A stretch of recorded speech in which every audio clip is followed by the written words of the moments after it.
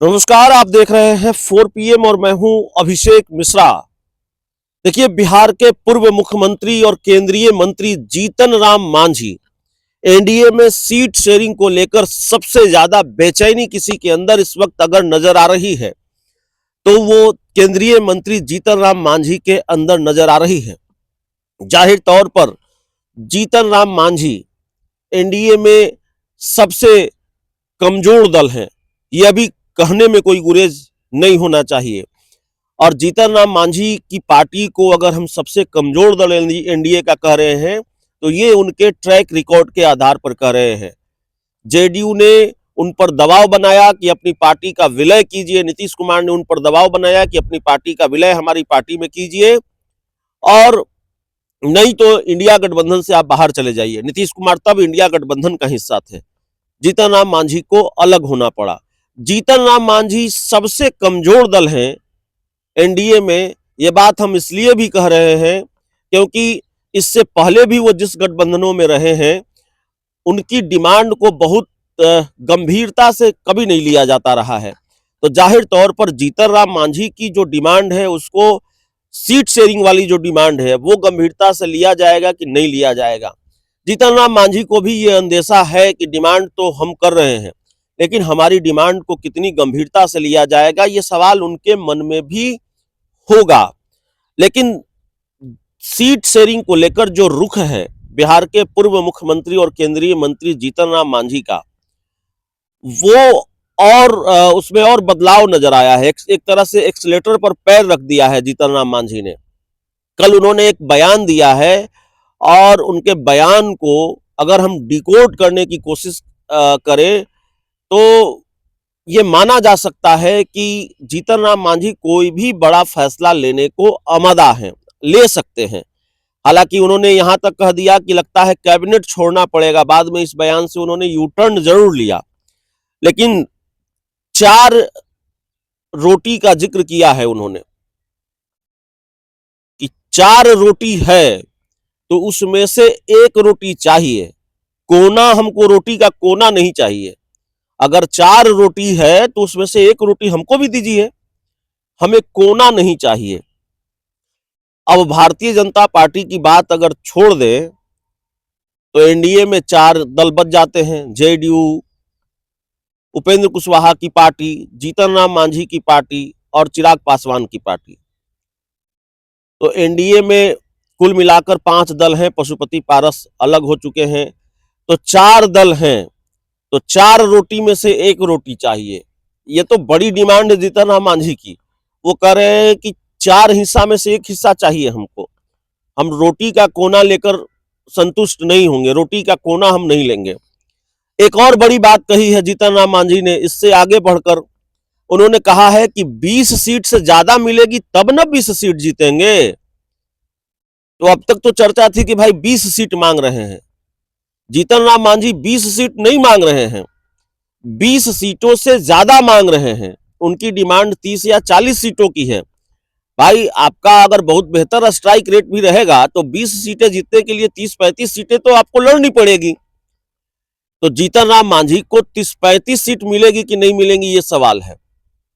और अगर जेडीयू की बात छोड़ भी दे, जेडीयू से जीतन राम मांझी का चलिए मान लीजिए कोई कंपटीशन नहीं है, लेकिन चिराग पासवान और उपेंद्र कुशवाहा के बराबर भाव मिले, ये जिद जीतन राम मांझी की है, ये डिमांड जीतन राम मांझी की है कि आप चिराग पासवान को जितनी सीटें देंगे उतनी ही सीटें कम से कम हमको ही मिलनी चाहिए या उसकी आसपास की सीटें हमको मिलनी चाहिए। आप सीट शेयरिंग में जितना भाव उपेंद्र कुशवाहा को देंगे उतनी ही सीटें हमको भी मिलनी चाहिए या उसके आसपास की सीटें हमको मिलनी चाहिए। जीतन राम मांझी इस बात पर अड़े हैं कि उनको चिराग पासवान और उपेंद्र कुशवाहा से कमजोर नहीं समझा जाना चाहिए। उनको उपेंद्र कुशवाहा और चिराग पासवान के बराबर भाव मिलना चाहिए।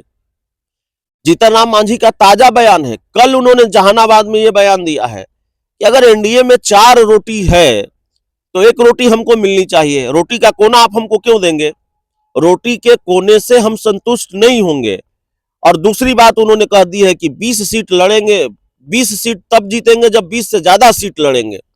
तो 20 सीटों से ज्यादा की डिमांड जीतन राम मांझी कर रहे हैं। तो एनडीए में जो सीट शेयरिंग का पेच है वो बड़ा पेच है, वो सुलझने की बजाय उलझता जा रहा है।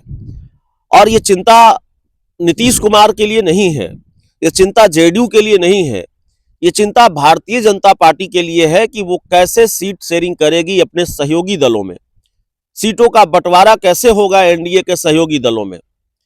क्योंकि जीतन राम मांझी हो या उपेंद्र कुशवाहा हो इस बार कंपर मानने को तैयार नहीं है। और उपेंद्र कुशवाहा के तो दोनों हाथ में लड्डू हैं, क्योंकि जो कुशवाहा पॉलिटिक्स बिहार में हो रही है, राजद सुप्रीमो लालू प्रसाद यादव तो उनको जल्दी लपक लेंगे। उपेंद्र कुशवाहा के रास्ते खुले हैं और अगर भारतीय जनता पार्टी ने भाव नहीं दिया तो उपेंद्र कुशवाहा की बेहतर डील लालू यादव के साथ हो जाएगी। पशुपति पारस को भाव मिल रहा है इंडिया गठबंधन में, लालू यादव ने ऐलान कर दिया कि पशुपति पारस इंडिया गठबंधन का हिस्सा होंगे। लालू यादव उपेंद्र कुशवाहा को क्यों भाव नहीं देंगे, ये तो सोचने वाली बात है। तो जाहिर तौर पर उपेंद्र कुशवाहा को भी भाव मिलेगा और उपेंद्र कुशवाहा के दरवाजे भी, उपेंद्र कुशवाहा के लिए इंडिया गठबंधन के दरवाजे भी खुले हुए हैं।